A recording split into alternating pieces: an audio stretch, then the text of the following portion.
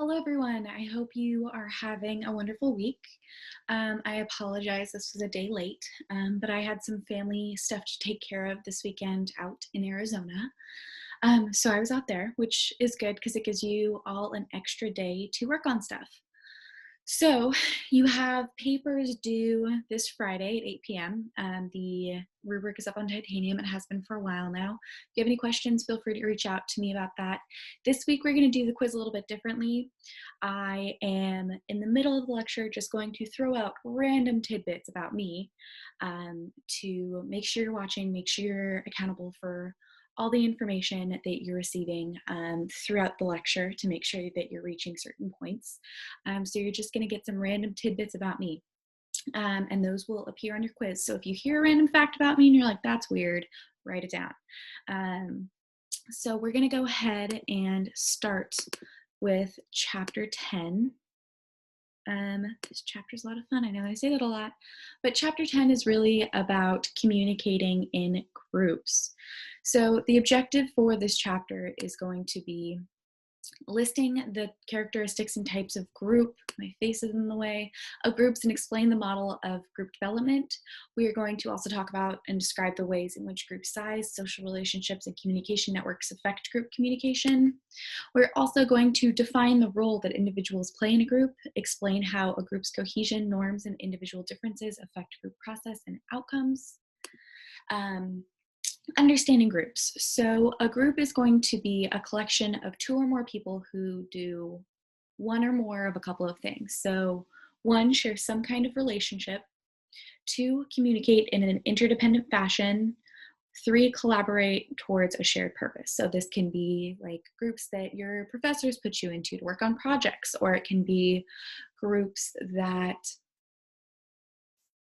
you have because you're in group messages from your friends from high school, your friends from college. There are so many different types of group, and communication scholars spend a lot of time trying to analyze those different types of group and draw conclusions and hypotheses about them. So there are three key characteristics of groups, and that is one, a shared identity. So they identify as part of a group. So whether you all went to a high school or you're all team awesome from your intercultural communication class or from your math class working on a project. You have a common goal, either specific or general, whether that common goal is a long-term relationship and companionship, or whether that long-term goal is finishing a paper for a class that you're just trying to get rid of and be done with. Interdependent relationship, and the third is interdependent relationship. So the behavior of each member affects the behavior of every other member. So if you're all contributing to a shared effort, or if you're all putting in the same amount of work in your friendship, things like that. Types of groups. So we have primary groups, and typically primary groups look like your family and your friends, so the people closest to you. Support groups typically address personal problems. So these would be things like AA, or social groups offer relationship opportunities. So like if your church has like a youth group or a social gathering or a women's group, or problem solving groups. So addressing specific problems like class groups, or class presentation groups, or like, I don't know, thinking groups at work where you're trying to solve the problem of a client, things like that. So we also see study groups, which are typically task-oriented. Teams, task-oriented and goal-driven, soccer teams, baseball teams, any kind of sports team, chess teams. Self-directed work teams. So skilled workers who accomplish tasks. So like things like at work could be. Models of group development. So development, or models of group development, stage model, and the forming of the different types or different steps or different phases in the development of group. So first we see the forming stage, and the forming stage is determining who will be in charge, defining the group's goal, figuring out who figures out like what's going on, who's in leadership, and then the storming stage really happens quite quickly after that, and it's determining what role everybody else plays and how to deal with conflicts that may arise. Conflicts, like we talked about before, aren't always something that are negative. These typically can be things like dealing with conflict, like, I don't know, if you disagree on who wants to do what part, or if you disagree on what's most important, things like that. Fun fact, I'm adding a fun fact here. This is going to be on your quiz. My dog's name is Blue, and it's not a particularly unique name, but it fits her. All right, models of group development. Stage 2, the norming stage. So this is the stage where members establish agreed on norms and governing expectations.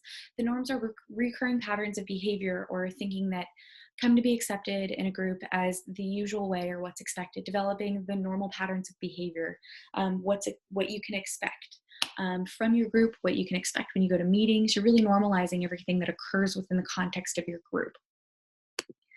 Stage model 3, performing stage. So this is when your group actually starts to work together and achieve the goals and overcome hurdles. So whatever that might be, right? Like whether that's you start playing games, it's no longer preseason, or whether that's you've had a couple of meetings, you understand your roles, and now you set out to write the paper for your class that you are co-writing a paper for.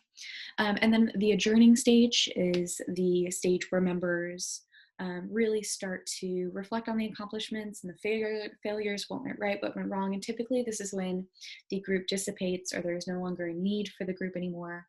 So they all just kind of part ways. I don't know if you've all had good groups or bad groups, but this stage can either be very sad if it's a really fun group, or really quite refreshing if it's a group that you're tired of being around and you're ready to take a break from. So the punctuated equilibrium model. So this is typically when groups experience a period of inertia or inactivity until they become aware of time, pressure, or looming deadlines. This is probably the quiet part right before your project starts, and then you see your deadline coming closer and closer and closer until your group members are compelled to take action and get together and work on this thing. So like when your professor sends out an email saying, hey, just a reminder, your essay is due in a week. You're like, oh, I'm going to text the group chat and make sure we start getting stuff done. That kind of thing. So in larger groups, we typically see, so complexity of group communication. In larger groups, we typically see more formal interactions, which is just a technicality to communicate with everybody. So typically we see things like more formal group interactions, like messages being sent out saying, hey, is everybody available at this time? Please reply yes, if so, because that really allows everybody to more effectively communicate their needs in the group.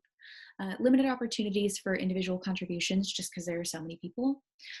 Less intimate communication, so it's less likely that your group will be as close with a larger group. You'll probably have a few connections, but you won't be as close to everybody in the group. More time-consuming interactions, because if you want everybody to contribute, having a lot of heads is going to cause that to take a lot of time. So a group of 20 people is probably going to take longer than a group of 5 people meeting. And then more complex relationships, because you probably won't have the opportunity to create as in-depth relationships as we were talking about earlier with everybody. So we find that the relationships become more complex because there's more to create, and they're typically all very different, as per usual with relationships. Larger groups also lead to the emergence of cliques, also called coalitions. So we see people start to group off that really click with each other. We see people really connecting and forming their own little groups within the big subgroup. The development of counter coalitions and the occurrence of social ostracism. So the development of anti-groups, people who oppose the main groups, and then the occurrence of social ostracism. So people just really feeling left out and like they don't fit into the group for whatever reason. I don't know if you've ever been on a team and felt like you didn't fit in, or if you were in a friend group and just felt like the odd man out. If you walk on the sidewalk and you're always that friend that has to walk in the grass because there's only room for 2, you know what social ostracism feels like. This is social ostracism, and it's something that a lot of people feel in groups. People become prone to social loafing in a group. Social loafing is basically the phenomena of there are so many different people taking care of what needs to get done, so individuals feel like they don't have to do anything, so they are really mooching off of the backs and the works of others. They think of like a couch potato, not really participating. They're social loafing. They're failing to invest the same level of effort in the group that you would put if you were working alone, right? So they're really not contributing, and it affects both participation and communication in the group. So if someone's always too busy to meet and expects you to meet anyway, that would be a form of social loafing. And then to prevent social loafing, you early on from the get-go, before you establish the norms of the group, you establish objectives and performance goals. You establish what everybody's objective is. You establish individual accountability. So someone that checks in on everybody to see how far they've gotten in their work. You encourage team identity and ownership of certain and specific assignments. So you give everybody a specific assignment, give them a deadline, and then check in with them on that deadline. And then you stay in contact, like you text them, email them, depending on the context. If you have, I don't know, if you have someone on your soccer team that's not working as hard in conditioning, but everybody else is, and you're like, oh, they're like, oh, I don't have to work that hard. Like Jenny in the back is the fastest one in the group. She'll catch them for sure. You really got to hold those people accountable. You got to make sure they're putting in the work. You got to make sure they're also trying to become the best they can be, because that really reflects poorly on the group when they do not. Task roles. So there are a lot of roles in a group. And so the most prominent ones that come out in communication research are the information giver, the person that offers the facts, beliefs, personal experience, or other input during group discussions. So whether that's anecdotal or really sets the tone of information being supplied to the group. An information seeker asks for additional input or clarification of ideas or opinions. Someone who asks for ideas when they're running the group, be like, all right, who has ideas? Or asks for clarification when someone does input ideas to make sure that it's digestible for everybody in the group. We also see the elaborator, who provides further clarification of points, often adding to what other people have said, like, oh, let me tack onto that. And we see the initiator, who moves the group towards the objective by proposing solutions, new ideas, suggestions, and they're really the one that gets the ball moving when it comes to these group dynamics. And then the administrator, who keeps the conversation on track. The person who makes sure everybody stays on top of everything. It's typically the person that offers to be the scribe if you need to take notes, or if you're trying to write everything down. It's the person that keeps all the information organized, keeps track of who's doing what, those kinds of things.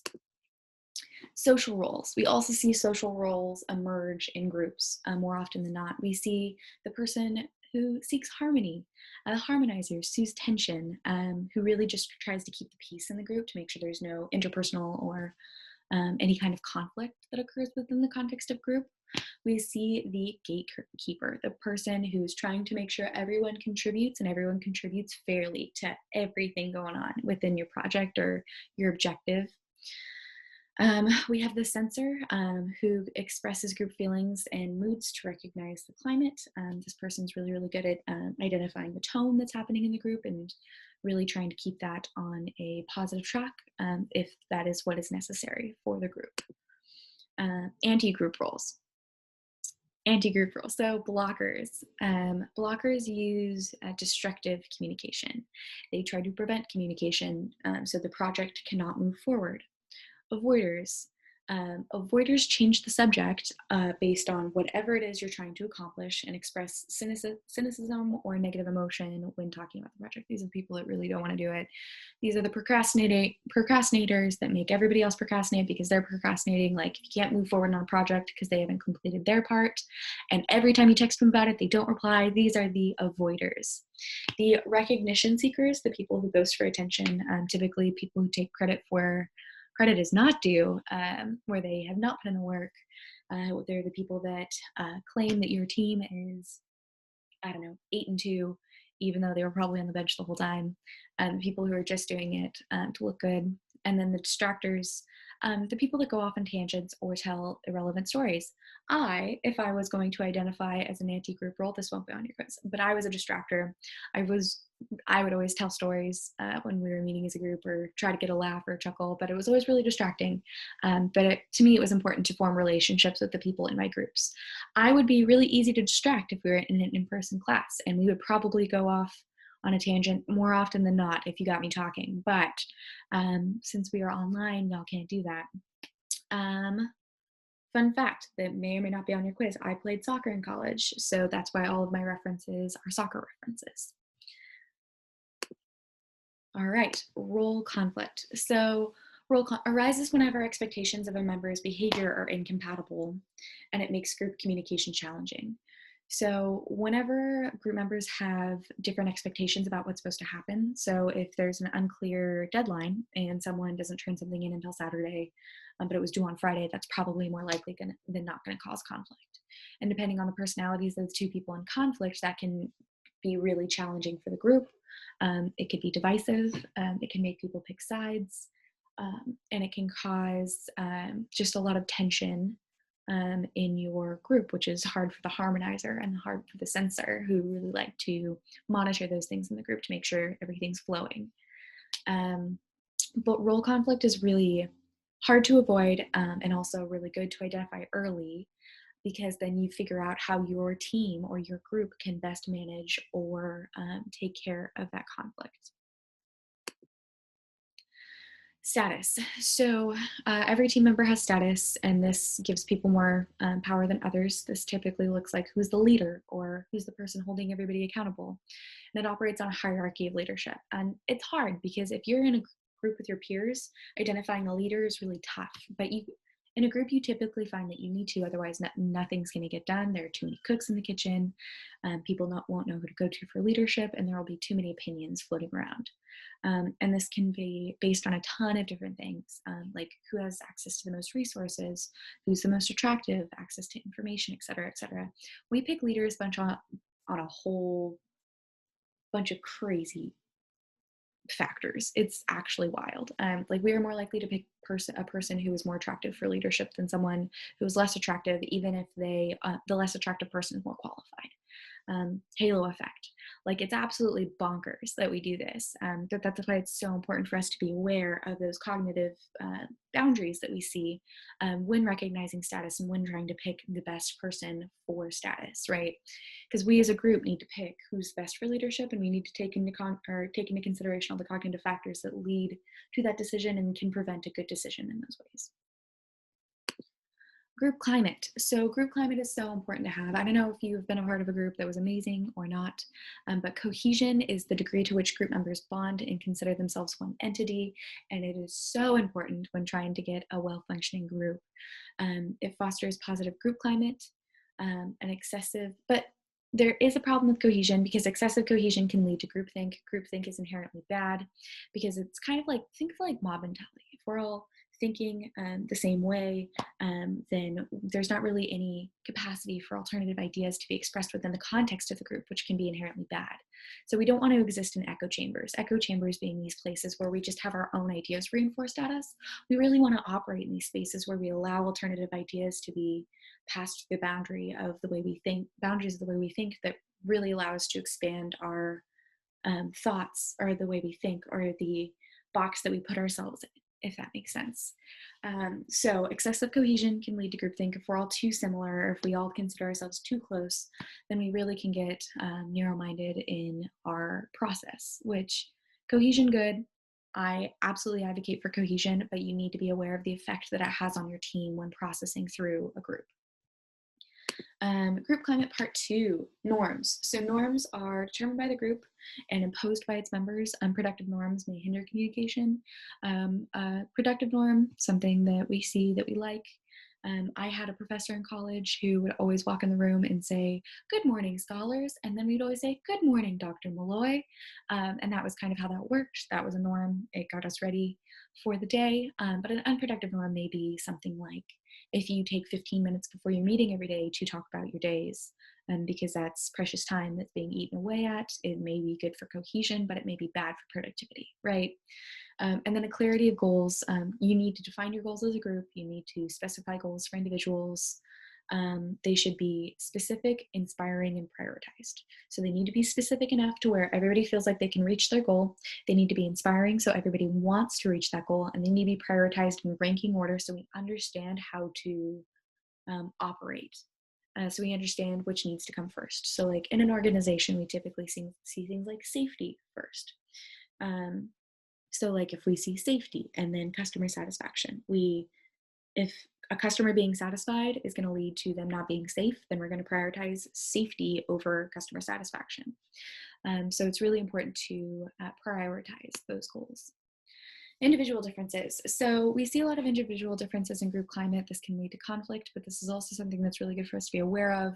Some of these cultural differences can be the individualist versus the collectivist mentality. It's like the person that prioritizes the group over the self, the person that prioritizes the self over the group, and how those people operate within the context of group, and understanding that those kinds of things may or may not affect the way we perceive the group, right? And then the low versus high context. So how much of the information we're operating under in our group has to be said, how much of it is assumed, how much of it do we understand? And then communication apprehension. So some people have apprehension when communicating in group, social anxiety, and we see communication apprehension leading to less participation in individuals. They produce and share fewer ideas, they make less significant contributions, and they perceive group discussions as less positive, and group's not a very pleasant place to be. So we need to understand these barriers that people go through when operating in groups, because they could be something affecting you or your group partner. And being aware of those things allows us to be empathetic or sympathetic to them, and allow them access to the group the same way that we have it, or at least the comfortability to share. Individual differences also affect group climate. So like assertiveness, some people are really assertive when communicating, and that is just their communication style. And some of us think it's rude and others don't. They're just being assertive. And assertiveness is using communication messages to demonstrate confidence, dominance, and forcefulness to achieve personal gain. Oftentimes when we see women be assertive, they're often called names, and typically this is not perceived as often as men, so it's really important for us to recognize when operating in a group. Argumentativeness, expressing positions on controversial issues, verbally attacking other positions, and this is different than an aggressive or personal attack. So argumentativeness is something that is either valued or not valued depending on your culture or your personal experiences. I operated in a debate team in college, so I see argumentativeness as something that's really fun and it gets ideas flowing. But oftentimes people see argumentativeness as something negative, because if you have something to argue about, then you're not cohesive, right? So we see argumentativeness as something that's divisive as opposed to helpful to whatever it is that we are learning or whatever it is that we're trying to accomplish. So all of these things can affect your group. And so it's really good to know how your group stands on things like this, right? So if you see argumentativeness as, or someone arguing with you as something that's rude or something that would hurt your feelings if they aggressively or assertively disagreed with you, that's something to be aware of ahead of time.